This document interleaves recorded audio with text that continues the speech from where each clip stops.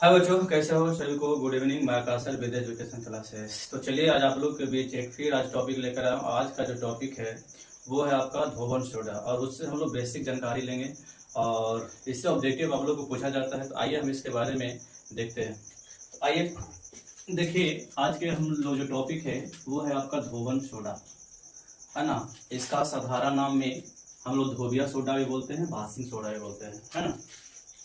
तो देखिए, सबसे पहले इसका देखें कि इसका साधारण नाम क्या है। तो इसका साधारण नाम है धोबिया सोडा, या इसी को हम लोग बोलते हैं बासिंग सोडा। धोबिया सोडा या बासिंग सोडा। अब इसका जो रासायनिक नाम होता है तो ये भी दो होता है। एक होता है सोडियम कार्बोनेट और दूसरा का होता है सोडियम कार्बोनेट डेटा हाइड्रेट। एक होता है सोडियम कार्बोनेट और एक होता है सोडियम कार्बोनेट डेटा हाइड्रेट होता है। ये दोनों आपका सही है ना। कभी कभी सोडियम कार्बोनेट दे देगा, कभी आप लोग को सोडियम कार्बोनेट डेटा हाइड्रेट दे देगा, तो इसमें कंफ्यूजन होने की कोई जरूरत नहीं है। अब इसका जो रासायनिक नाम होता है, सॉरी रासायनिक सूत्र यहाँ पर होगा, रासायनिक सूत्र, है ना। और इसका रासायनिक सूत्र जो होता है Na2CO3 into 10H2O, Na2CO3 into 10H2O होता है। तो ये आपका तीन ऑब्जेक्टिव यहाँ से आप लोग क्लियर हो गया कि धोबन सोडा का अन्य नाम क्या होता है। तो धोबिया सोडा या बासिंग सोडा, है ना। इसका जो रासायनिक नाम होता है वो सोडियम कार्बोनेट या सोडियम कार्बोनेट डेटा हाइड्रेट, है ना। इसका जो रासायनिक नाम होता है वो होता है Na2CO3 इंटू 10H2O होता है।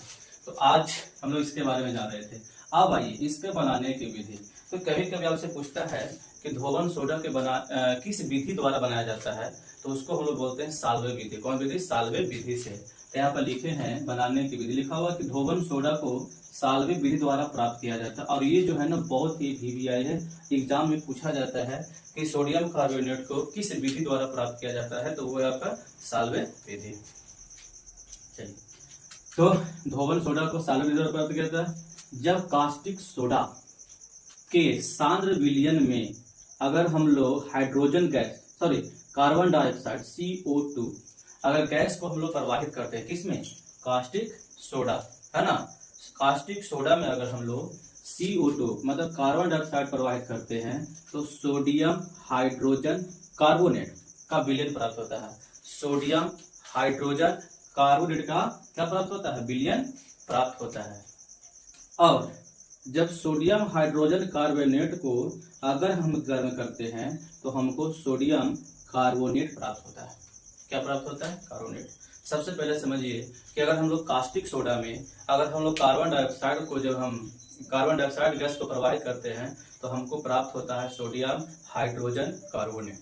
और वो सोडियम हाइड्रोजन कार्बोनेट को जब हम लोग गर्म करते हैं, अधिक हीट पर गर्म करते हैं, तो हमको प्राप्त होता है सोडियम कार्बोनेट। आइए देखिए यहाँ से, अगर सोडियम हाइड्रोजन कार्बोनेट, है ना, सोडियम हाइड्रोजन कार्बोनेट, ठीक है ना। इसको जब हम लोग गर्म करते हैं तो हमको प्राप्त होता है Na2CO3 H2O plus CO2 carbon dioxide. अब देखिए हमको प्राप्त क्या करना है? हमको प्राप्त करना है ये कैसे प्राप्त होता है? अब क्या करना है कि जो सोडियम कार्बोनेट हमको जो प्राप्त हुआ, ये जो प्राप्त हुआ, इसमें हम लोग सोडियम कार्बोनेट को जब जल से अभिक्रिया कराते हैं, जल के विलयन में जल में जब मिलाते हैं तो हमको प्राप्त होता है धोबिया सोडा, या जिसको हम लोग बोलते हैं सोडियम कार्बोनेट।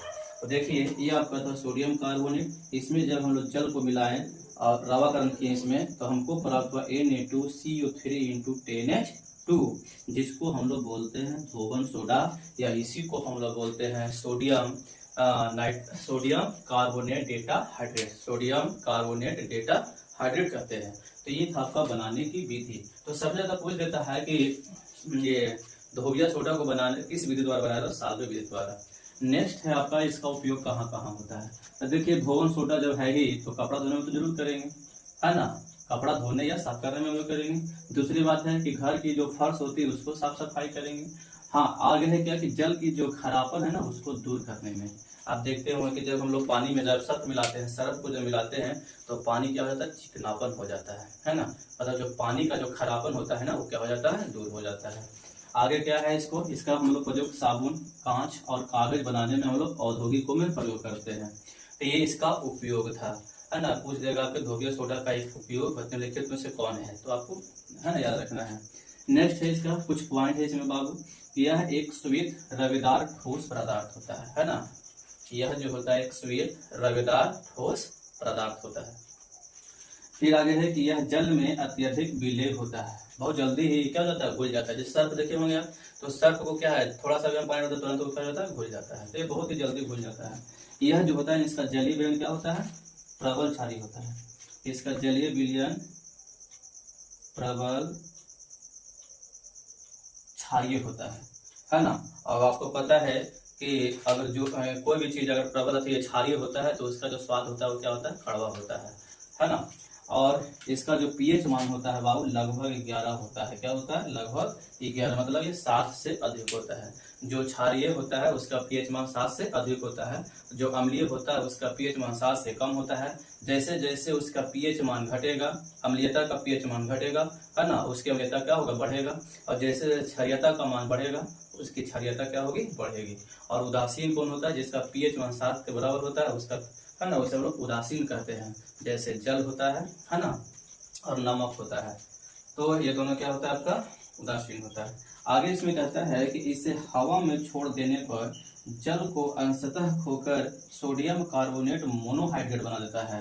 अगर हम इसको हवा में छोड़ देंगे तो कुछ देरी के बाद ये, है ना, जल को अंशतः खोकर सोडियम कार्बोनेट मोनोहाइड्रेट बना देता है। जैसे अगर NO2CO3 है सोडियम, है ना, कार्बोनेट डेटा हाइड्रेट को अगर हम खुली हवा में छोड़ देंगे तो ये जो है Na2CO3, है ना, H2O, H2O है, H2O और प्लस 9H2O बन जाता है। और यही Na2CO3H2O जो है इसको बोलते हैं सोडियम कार्बोनेट मोनोहाइड्रेट बोलते हैं। तो ये था आपको धोवन सोडा अर्थात धोबिया, अर्थात इसे हम लोग बोलते हैं बासिक सोडा, और इसी को हम बोलते हैं सोडियम कार्बोनेट, इसी को हम लोग बोलते हैं सोडियम कार्बोनेट डेटा हाइड्रेट, है ना। तो अगर इससे जो है ना हम लोग को बहुत सारा ऑब्जेक्टिव इसमें इससे क्लियर हो जाता है। तो अगर ये वीडियो आप लोग को अच्छा लगे तो इसको सब्सक्राइब, लाइक एंड शेयर करिए। धन्यवाद।